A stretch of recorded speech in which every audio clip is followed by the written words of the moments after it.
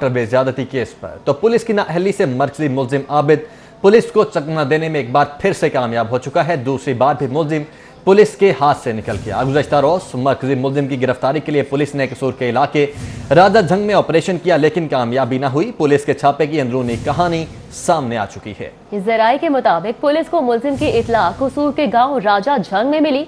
इतला मिलने पर पुलिस उस गांव में आबिद के रिश्तेदार के घर में पोजीशन संभाली। मजीद क्या कार्रवाई की गई और किस तरह ये मुल्जिम आबिद था जो कि वहां से फरार होने में कामयाब हुआ, इस वक्त आबिद चौधरी हमारे साथ मौजूद है। इरफान मलिक माजरत के साथ हमारे साथ मौजूद है। इरफान, बताइएगा किस तरह से कार्रवाई की गई, किस तरह से आबिद वहां से फरार होने में कामयाब हो गया? जो कसूर का इलाका है राजा जंग, वहाँ पे एक बड़ा सर्च ऑपरेशन किया गया और वो सर्च ऑपरेशन था मरकज़ी मुल्जिम मोटरवे का आबिद की गिरफ्तारी के लिए।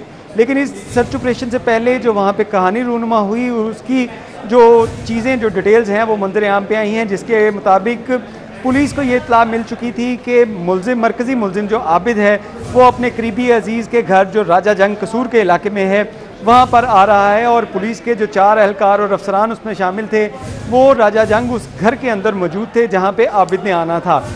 आबिद जब गेट के ऊपर पहुंचा तो उसको ये शक पहुंचा कि घर के उसके फरार होने की इत्तला आला अफसरान को दी गई।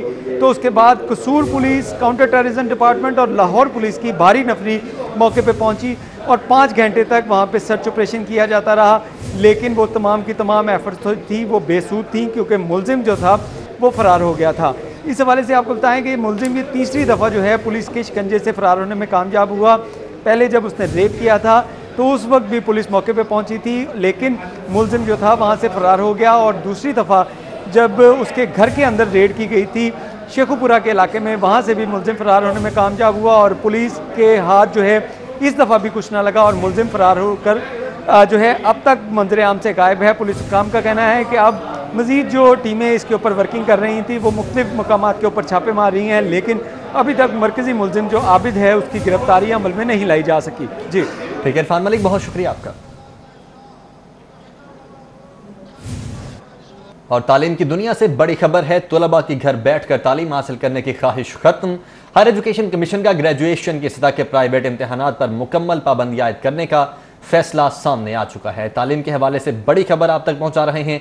तलबा की घर बैठकर तालीम हासिल करने की ख्वाहिश खत्म हो चुकी है। अकमल सुमरो हमारे साथ मौजूद है, उनसे जानेंगे। अकमल, बताएगा ग्रेजुएशन की सतह पर प्राइवेट इम्तिहानात पर क्यों पाबंदी आयद की जा रही है और अब ये इम्तिहानात होंगे कैसे?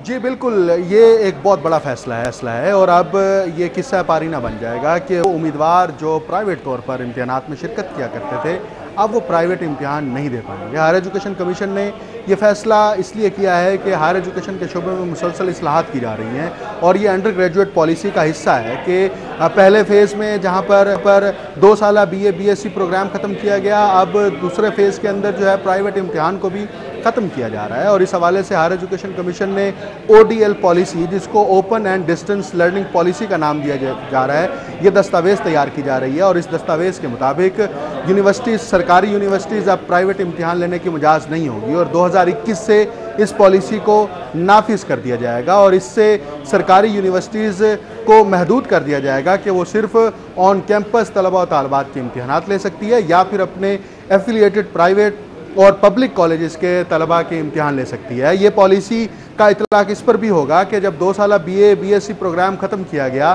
तो एसोसिएट डिग्री प्रोग्राम गुज़िश्ता बरस से शुरू कर दिया गया था। ये 2 साल एसोसिएट डिग्री प्रोग्राम भी अब इसमें प्राइवेट उम्मीदवार शिरकत नहीं कर सकेंगे, ये भी सिर्फ रेगुलर तलबा और तालबात के लिए होगा। जी अच्छा, तो अकमल सोमरो, पहले जैसे कुछ मुलाजम पेशा अफराद होते थे वो भी अपना एडमिशन भिजवा देते थे और अपनी डिग्री को या स्टडी को कंटिन्यू करते थे, लेकिन अब वो कैसे इस प्रोसेस को कंप्लीट कर सकते हैं?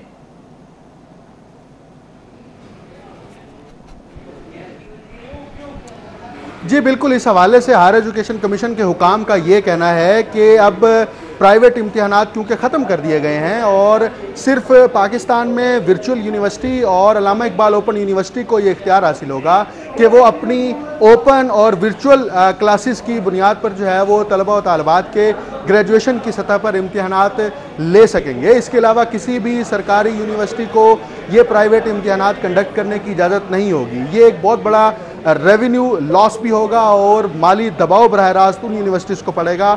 लाहौर की सबसे बड़ी यूनिवर्सिटी पंजाब यूनिवर्सिटी हर साल अपने प्राइवेट इम्तिहानात से बहुत बड़ा जो है वो रेवेन्यू जमा करती है। अगर ये इनको इस पॉलिसी को नाफिज कर दिया जाता है तो वो इस रेवेन्यू से भी महरूम हो जाएगी और वो उम्मीदवार भी महरूम हो जाएंगे जो मुलाजमत के साथ साथ अपनी तालीम को जारी रखते हैं। उनके पास सिर्फ एक ही ऑप्शन होगा कि वो अल्लामा इकबाल ओपन यूनिवर्सिटी या वर्चुअल यूनिवर्सिटी के तहत अपने आप को रजिस्टर करें और इन दोनों यूनिवर्सिटीज़ में से किसी एक का इंतखाब करके इम्तिहानात दे सकेंगे। जी ठीक है, अल्लामा इकबाल ओपन यूनिवर्सिटी और यूनिवर्सिटी का ऑप्शन मौजूद रहेगा। बहुत शुक्रिया अकमल आपका। खबर बाल बाल बच गई। वॉल्टन एयरपोर्ट पर तरबियती तैयारा हादसा केस में अहम पेशरफ्त हुई है। इब्तदाई तहकीकात में खातून पायलट पारीजा हादसे की असल कसूरवार करार दी गई है। लैंडिंग से पहले खातून पायलट पारीजा अपनी पहली सोलो फ्लाइट की वीडियो बनाने में मसरूफ रहीं। तैयारा लैंडिंग और मोबाइल वीडियो एक साथ बनाने की वजह से खातून पायलट पारीजा तरबियती जहाज पर काबू न रख सकी। खातून पायलट क्रैश लैंडिंग के दौरान बाल बाल बच गई। वॉल्टन एयरपोर्ट पर तरबियती तैयारा हादसा केस में अहम पेशरफ्त हुई है। इब्तदाई तहकीकात में खातून पायलट पारीजा हादसे की असल कसूरवार करार पाई हैं। नबील मलिक इस वक्त हमारे साथ मौजूद हैं। नबील मलिक, तो पायलट का कसूर निकला है इस हादसे में? जी बिल्कुल, इंतज़ामिया की जानिब से जो इब्तदाई तहकीकात की गई उसमें ये बताया गया कि खातून पायलट जिनका नाम पारीजा बताया जा रहा है और जो कि अपनी पहली तरबीती परवाज़ जो है वो सोलो फ्लाइट कर रही थी, उनके ऊपर अब ये तहकीकात में बात सामने आई है कि उनकी जानिब से जहाज़ की लैंडिंग से पहले मोबाइल से वीडियो बनाई गई है जो कि सिटी 42 ने हासिल कर लिया है। और इस वीडियो में देखा जा सकता है कि खातून बहुत ज़्यादा एक्साइटेड हैं और लैंडिंग से पहले वो लाहौर के मनाजिर अपने कैमरे की आँख में महफूज करने की कोशिश कर रहे हैं। इसी वजह से उनकी तवज्जो जो है वो लैंडिंग से हट गई और जहाज़ जो है वो प्रॉपर तरीके से रनवे पे जो प्रिकॉशनरी मेजर्स लिए जाने चाहिए थे वो उनसे नहीं लिए जा सके। चूँकि कार ड्राइविंग के दौरान भी मोबाइल फ़ोन के इस्तेमाल से मना किया जाता है और त्यारे उड़ाने के दौरान और सोलो फ्लाइट वो कर रही थी खातून और इस दौरान उन्होंने मोबाइल का इस्तेमाल किया है। इसी वजह से उनको लैंडिंग प्रोसीजर में फॉलो करने में मुश्किलात का सामना है और इस वजह से जो त्यारा है वो जो वॉल्टन एयरपोर्ट है वहाँ पर वो हादसे का शिकार हुआ है, जिसके बाद खातून के ब्लड सैंपल भी लिए गए और लेबॉर्ट्री टेस्ट के लिए भिजवा दिए गए हैं और 24 घंटों के बाद तफसीली रिपोर्ट जो है वो जारी की जाएगी। लेकिन महकमा सिविल एविएशन की जानिब से जो इब्तदाई रिपोर्ट तैयार की गई है उसमें ये बताया गया है कि खातून पायलट जिनका नाम पारीजा बताया जा रहा है उनकी गलती की वजह से ये हादसा पेश आया है जिसके नतीजे में त्यारे को भी नुकसान पहुँचा है। अलबत्ता वो मौजूदा तौर पर महफूज रही हैं। जी वो मौजूदा तौर पर महफूज रही। बहुत शुक्रिया, नबील रजा हमारे साथ मौजूद थे, आगाह कर रहे थे। शहर में आटे का संगीन बहरान है। यूटिलिटी स्टोर पर भी आटे का 20 किलो और 10 किलो का थैला दस्तयाब नहीं है। जबकि लाहौर आटा चक्की ओनर्स एसोसिएशन ने चक्की आटे की कीमत में मजीद 2 रुपए फी किलो का इजाफा कर दिया है।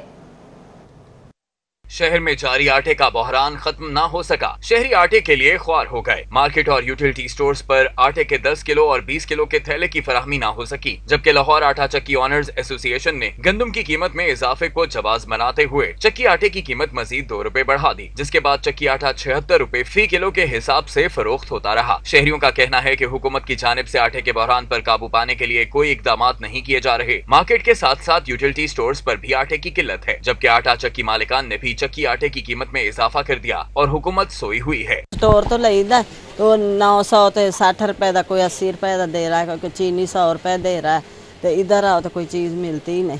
पाकिस्तान फ्लोर मिल्स एसोसिएशन का कहना है कि हुकूमत तलब के मुताबिक सरकारी गंदम फराहम करे तो बासानी आटे की किल्लत दूर हो सकती है। कैमरामैन टीपू मुनीर के हमरा हसन अली, सिटी 42। अवाम एक के बाद एक मसले से दो चार है, जबकि हुकूमत मसाइल हल करने में नाकाम हो चुकी है। कभी चीनी तो कभी आटा बहरान। अब यूटिलिटी स्टोर्स पर दालों की किल्लत भी पैदा हो गई है। अवाम जाए तो कहां जाए? ये रिपोर्ट देखिए। शहरी बढ़ती हुई महंगाई से तो तंग थे ही साथ शहर में आटे का बहरान भी पैदा हो गया, जिसके बाद अब यूटिलिटी स्टोर्स पर भी सस्ते दामों फरोख्त होने वाली दालों की किल्लत हो गई। यूटिलिटी स्टोर्स पर दालें गुज़श्ता एक हफ्ते से फराहम ना की जा सकी। शहरियों का कहना है कि हुकूमत ने उनके लिए मुश्किलात कम करने की बजाय बढ़ा दी है। हुकूमत कम अज कम यूटिलिटी स्टोर्स पर तमाम अशिया की सस्ते दामों फराहमी यकीनी बनाए। इमरान साहब से यही गुजारिश है हमारी कि ये चीनी वगैरह और दाल वगैरह को ये इनका काम कुम करें, जो भी करना है मेहरबानी करें हमारे पे। हम तो इतनी दूर से आते हैं राशन लेने, हमें यहाँ लाहौर में राशन नहीं मिल रहा तो कहाँ मिलेगा? ना दाल मिलते पे ना चावल मिलते पे, बहुत परेशान है। गरीब बंदा कितने जावे दोस्तों, महंगाई ठीक हो गई, की करे बंदा। तके खाने पे कल भी आए नहीं आए, परसों भी आए ना आटा मिलता पे। यूटिलिटी स्टोर्स इंतजामिया का कहना है कि उनके वेयर हाउस में दालें नहीं फराहम की जा रही। जैसे ही दालें आएंगी किल्लत खत्म हो जाएगी। कैमरामैन टीपू मुनीर के हमरा हसन अली, सिटी 42। रेस्क्यू 1112 में बड़े पैमाने पर माली बेज़ाब्तियों का इंकशाफ हुआ है। अफसरान की लापरवाही ने खजाने का करोड़ों रुपए का नुकसान कर दिया है। रेस्क्यू 1112 में माली बेज़ाब्तियों के इंकशाफात हुए हैं। अफसरान की गफलत ने कौमी खजाने को करोड़ों रुपए का नुकसान पहुंचाया है। रेस्क्यू 1112 ने 2017 के ADP में 325 एम्बुलेंसेस खरीदने की मंजूरी दी थी। ज़राए के मुताबिक 45 लाख रुपए की गाड़ी खरीद कर उसे 25 लाख रुपए खर्च करके एम्बुलेंस में तब्दील करने का बजट मुकर्रर किया गया। स्पीकर पंजाब असेंबली चौधरी परवेज इलाही ने कहा है कि पिछली हुकूमत अगर 10 साल में रेस्क्यू 1112 की बेहतरी के लिए काम करती तो ये इदारा कहां से कहां पहुंच जाता। महकमा पिछले 10 सालों से लावारिस था। हम इदारे को खुद मुख्तार बनाना चाहते हैं। स्पीकर पंजाब असेंबली चौधरी परवेज इलाही ने असेंबली की स्पेशल कमेटी नंबर 13 की मीटिंग में बातचीत करते हुए कहा कि अब ये फैसला किया गया है कि रेस्क्यू 1112 के तैयार स्टेशन की जल्द अज जल्द फंक्शनल किया जाएगा। सर्विसेज स्ट्रक्चर, स्टाफ की रेगुलेशनाइजेशन, प्रमोशन और रेस्क्यू इमरजेंसी और दीगर इश्यूज के लिए हल के लिए महकमा 1 हफ्ते में तजावीज पेश करे। स्पीकर पंजाब असेंबली ने कहा कि रेस्क्यू 1112 अवामी खिदमत का ऐसा मंसूबा था जिसने बिला तफरीक मखलूक खुदा की खिदमत में मैंने अपनी वजारत आला के दौर में जिस मकसद के लिए इमरजेंसी सर्विस रेस्क्यू 1112 का महकमा बनाया था, बदकिस्मती से अगली हुकूमत ने इस मकसद को पूरा नहीं किया और महकमे के मसाइल पर कोई तवज्जो नहीं दी गई। LDA ने कानूनी तहफ़्फ़ुज़ात दूर किए बगैर LDA सिटी नया पाकिस्तान अपार्टमेंट्स के लेआउट को बुनियादी नक्शे में शामिल कर लिया है।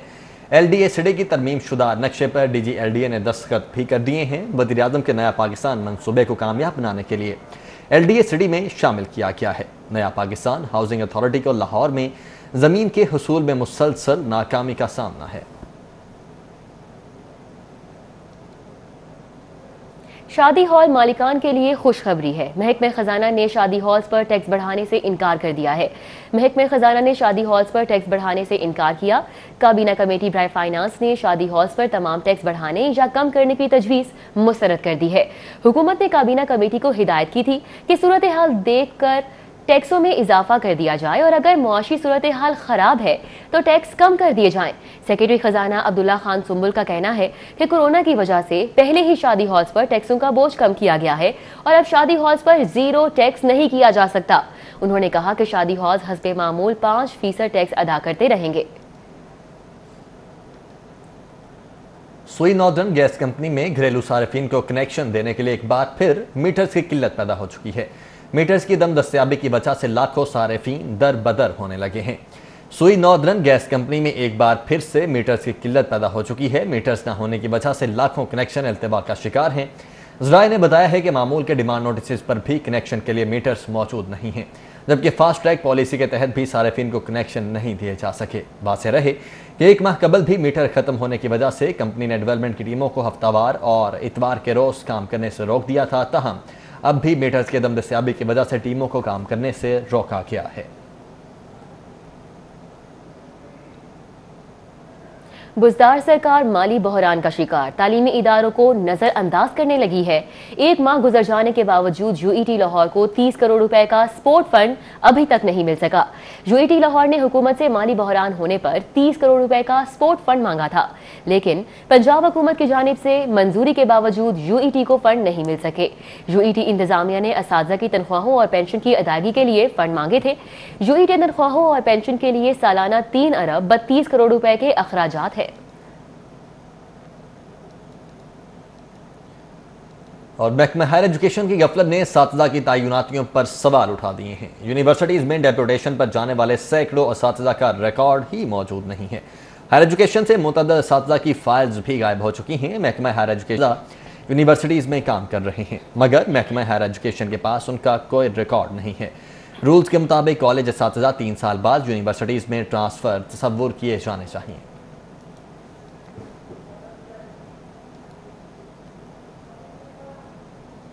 और अभी आपको आगाह करेंगे कस्टम्स इंटेलिजेंस की बड़ी कार्रवाई के हवाले से। 1.5 करोड़ रुपए से ज्यादा मालियत के स्मगल शुदा खुश्क मेवाजात और क्रॉकरी की भारी खेप लेकर लाहौर आने वाला ट्रक और कंटेनर को रावी टोल प्लाजा के करीब रोककर तहवील में ले लिया गया है। रिजवान नकवी इस वक्त हमारे साथ मौजूद हैं। रिजवान, कार्रवाई का मज़ीद अहवाल बताइएगा।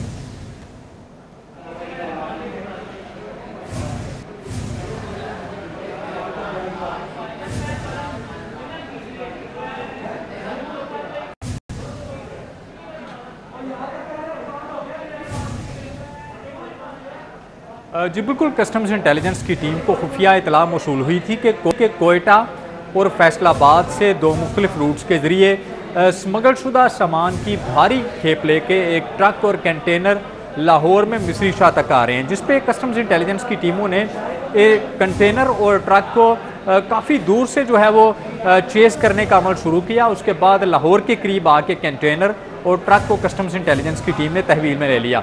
कस्टम्स इंटेलिजेंस की टीम ने ट्रक और कंटेनर से स्मगल शुदा खुश्क मेवाजात जिसमें बादाम, किशमिश समेत दीगर खुश्क मेवाजात की भारी खेप शामिल थी, जो कि कोयटा से मिस्री शाह पहुँचाई जाने के लिए यहाँ पे लाई जा रही थी।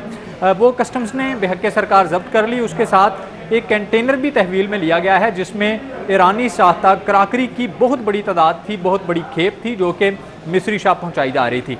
कस्टम्स इंटेलिजेंस हुकाम के मुताबिक, इब्तदाई तहकीकात के मुताबिक अभी तक कस्टम्स हुकाम का कहना है कि ये दोनों ट्रक और कंटेनर जो हैं ये हाजी सादक नामी स्मगलर की जानिब से भिजवाए गए थे और कंटेनर और ट्रक से बरामद होने वाले स्मगल शुदा सामान की मजमूई मालियत तकरीबन 1.5 करोड़ रुपये से जायद है।